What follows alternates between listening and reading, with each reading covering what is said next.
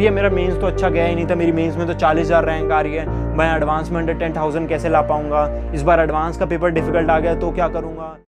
तो यार मेरे ऐसे बहुत सारे दोस्त थे जिनकी जेई मेंस में रैंक मेरे से बेकार थी, उनकी 30,000, 40,000, 50,000 तक रैंक थी और उनकी जेई एडवांस में रैंक अंडर 10,000 थी, किसी की 9,000, किसी की 8,000। तो मेरे से अच्छी रैंक थी बेसिकली उनकी जेई एडवांस में। तो भैया क्या सचमुच ऐसा पॉसिबल है? हमारी यार जेई मेंस में उतनी अच्छी रैंक नहीं आ रही है, हम जेई मेंस में उतना अच्छा परफॉर्म नहीं कर पाए, क्या अभी भी हम जेई एडवांस क्रैक कर सकते हैं? हमारे पास लास्ट के 30 डेज हैं। So welcome back to the channel guys, मेरा नाम है प्रायुष राय और आज हम यार डिस्कस करने वाले हैं वही सारी मिस्टेक्स यार जो मैंने लास्ट के 30 डेज में करी थी, जिसके वजह से यार मेरी मेंस में जितनी रैंक थी, मेरी मेंस में रैंक थी 10,038, पर मेरी एडवांस में रैंक उससे ज़्यादा आई, मेरी अराउंड 12,000 के आसपास एडवांस में रैंक आई थी।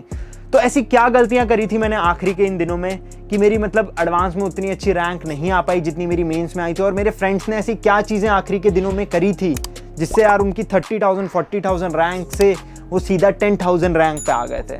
तो ये सारी चीज़ें हैं, मिस्टेक्स डिस्कस करूंगा और उनके क्या सॉल्यूशंस हैं, क्या आप कर सकते हो आखिरी के इन दिनों में, इन लास्ट 30 डेज में आपको कौन कौन सी मिस्टेक्स अवॉइड करनी चाहिए और क्या क्या चीज़ें फॉलो करनी चाहिए ताकि आप अपने उस आईआईटी के गोल को टारगेट कर सको। तो सबसे पहले यार आपको काम ये करना है, आपको नीचे जाके कमेंट सेक्शन में बताना आपकी ड्रीम आईआईटी कौन सी है। ठीक है भैया, अगर आपकी आईआईटी बॉम्बे तो लिखो yes IIT Bombay, I am coming.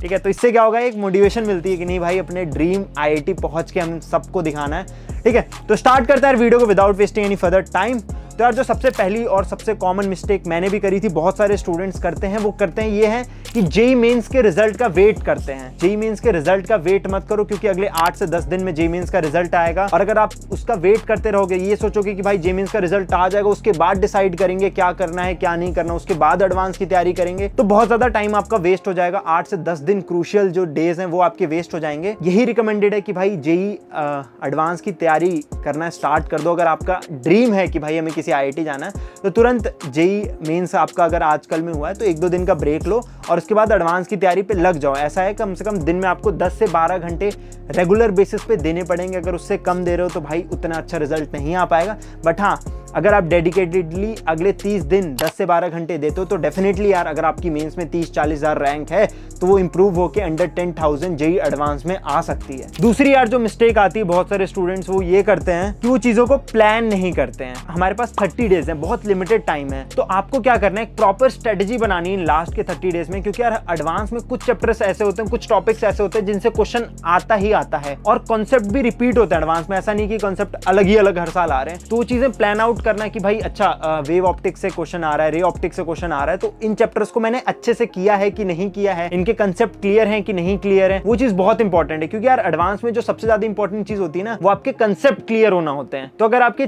Concept किसी चैप्टर के क्लियर नहीं है तो उसके कंसेप्ट पहले क्लियर करो, ठीक है, फिर उसके पीवाईक्यूज प्रैक्टिस करो। तो अगले 30 दिनों का एक प्रॉपर प्लान बनाओ, उसमें एक चीज जरूर यार इनकलकेट कर लेना कि कम से कम आप 5 दिन निकाल लो जिसमें आप फुल सिलेबस जेईई एडवांस का मॉक टेस्ट दे रहे हो, है ना। जैसे 2 मॉक टेस्ट होते हैं ना दिन में जेईई एडवांस के असली पेपर में, वैसे आप कम से कम 5 दिन ऐसे निकालो जिसमें आप सुबह वाली शिफ्ट और शाम वाली शिफ्ट दोनों में बैठ के जेईई एडवांस के पेपर दे रहे हो। 6 घंटे की सीटिंग बनाना इज वेरी मच इंपॉर्टेंट। तो एक चीज मैं आपके लिए कर सकता हूं यार, वो ये है कि हम लोग जितने भी जेईई एडवांस के हाई वेटेज वाले चैप्टर होते हैं उसकी मैं पूरी पीडीएफ बना के आज रात तक टेलीग्राम चैनल पे डाल दूंगा, तो please make sure Telegram channel join कर लेना। तो ये चीज हो गई। अब बहुत सारे स्टूडेंट कहेंगे भैया आप एक स्ट्रेटेजी बना दो कि हमें क्या करना है क्या नहीं करना है, कौन सी चीजें कवर करनी है कौन सी नहीं।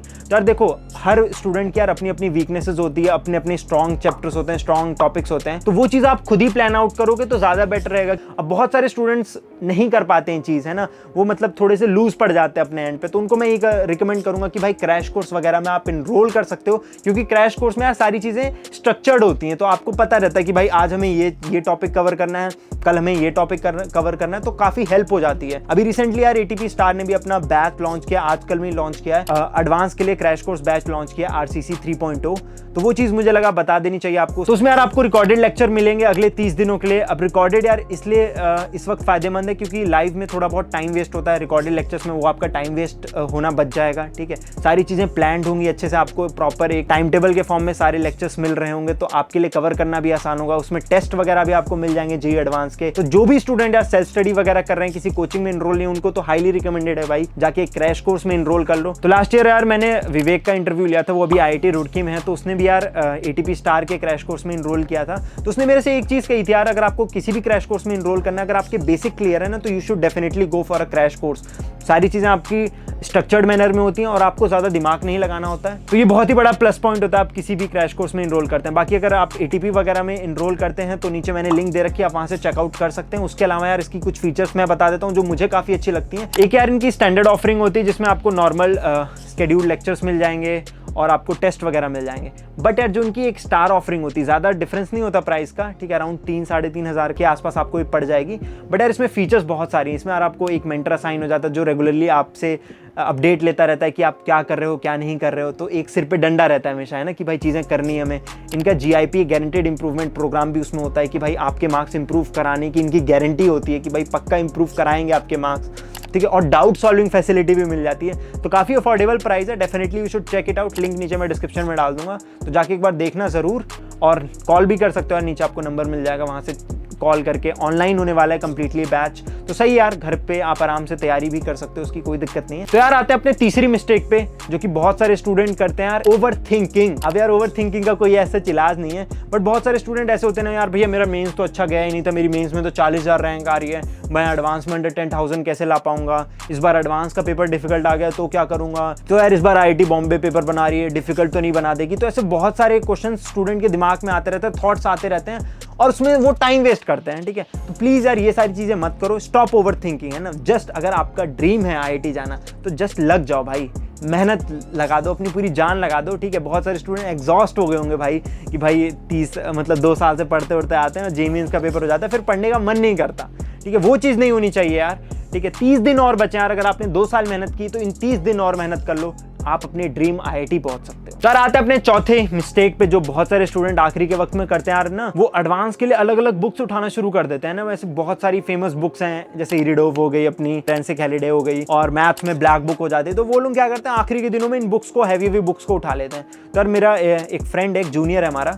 भवनीश करके, भवनीश यादव, वो करंटली IIT दिल्ली में है। तो उसने कहा भैया मैंने आज तक इन कभी जितनी भी हाई फाई बुक है ना, वो मैंने कभी सॉल्व नहीं करी है, and still he got around 6,000 rank in JEE advance. तो ऐसा कुछ नहीं है कि अगर आप ये हाई फाई बुकें करोगे तभी आप JEE एडवांस में अच्छा कर पाओगे, ऐसा कुछ नहीं है, ठीक है। अगर आपके कंसेप्ट क्लियर हैं, आपकी चीजें क्लियर हैं, और अगर आप PYQs को रेगुलर, मतलब आने वाले 30 दिनों में अगर आपने लास्ट 10 ईयर के PYQs ही 2-3 बार कर लिए हैं, मतलब प्रीवियस ईयर क्वेश्चंस को एज अ मॉक टेस्ट के फॉर्म में दे दिया, या फिर उनको चैप्टर वाइज सॉल्व कर दिया, अगर आपने 2 से 3 बार उनको सॉल्व कर दिया लास्ट के 10 साल के पेपर जो हैं, तो आपका स्कोर गारंटेड है कि इंप्रूव होगा ही होगा। क्योंकि यार देखो, कॉन्सेप्ट रिपीट होते हैं एडवांस में, क्वेश्चन आज तक रिपीट नहीं हुआ, एडवांस में एक क्वेश्चन रिपीट नहीं हुआ, बट हाँ कॉन्सेप्ट जरूर रिपीट होते हैं। तो हाईली रिकमेंडेड है कि भाई instead of going for these hi fi books, आप काम करो कि आप PYQs पे ज़्यादा फोकस करो, और PYQs को कम से कम 2 से 3 बार हमें सॉल्व करना है इन 30 डेज में, ठीक है।